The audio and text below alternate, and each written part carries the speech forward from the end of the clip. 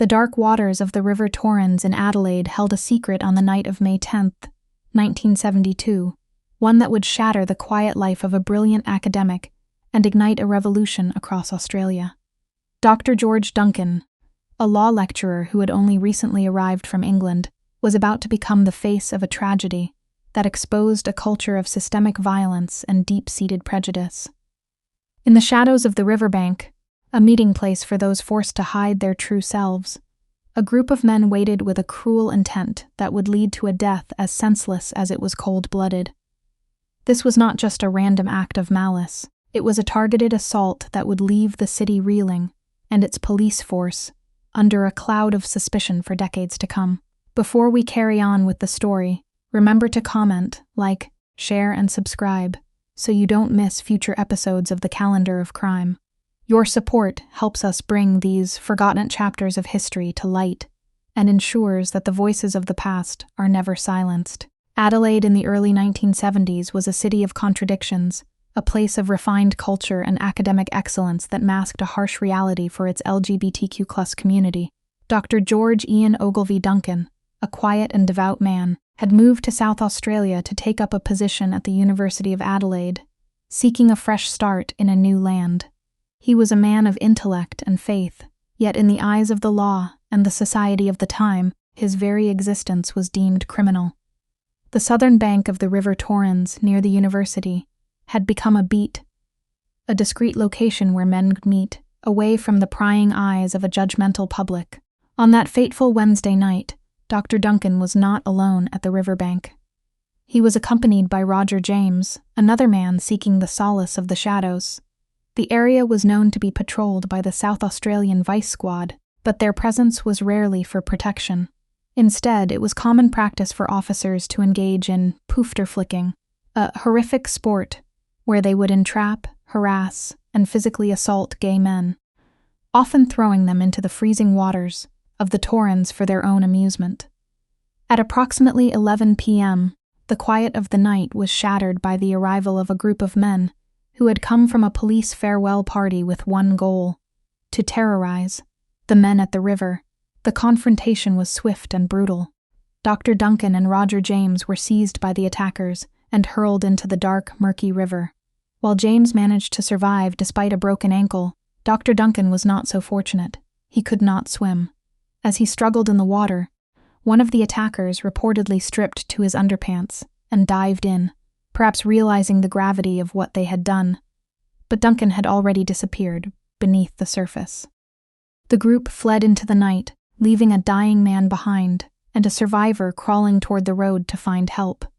The following morning, the discovery of Dr. Duncan's body brought the horror of the night into the harsh light of day. But even in death, Duncan was denied dignity. In a shocking act of desecration, after the police underwater recovery squad had retrieved his body, they were asked to return it to the water so a late-arriving television crew could film the recovery for the evening news. The footage of his lifeless body being pulled from the reeds for a second time became an indelible image of the case, a visual testament to the lack of respect afforded to a man whose only crime was his identity. The investigation that followed was a masterclass in obfuscation and silence. Despite the presence of witnesses and the strong suspicion that the attackers were members of the Vice Squad, the case quickly went cold.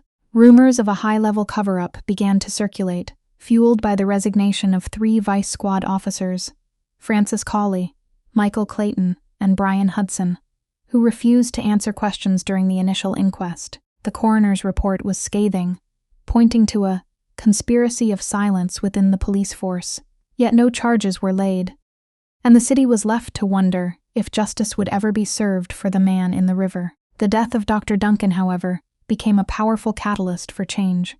The public outcry was unprecedented, bridging the gap between activists and the broader community, who were horrified by the blatant police involvement and the subsequent lack of accountability.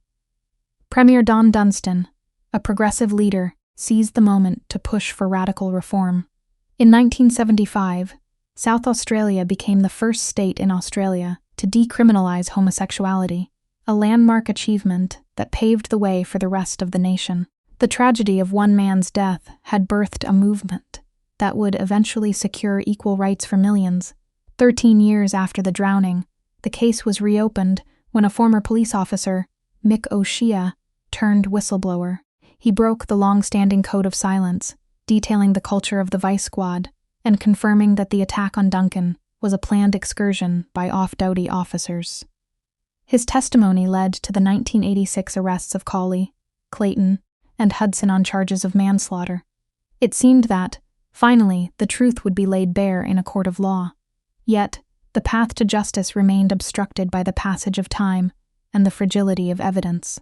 The subsequent trial in 1988 was a bittersweet conclusion to a decades-long saga.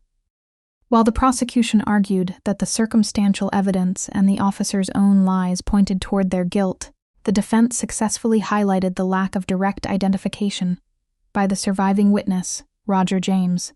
In the end, the jury acquitted the former officers.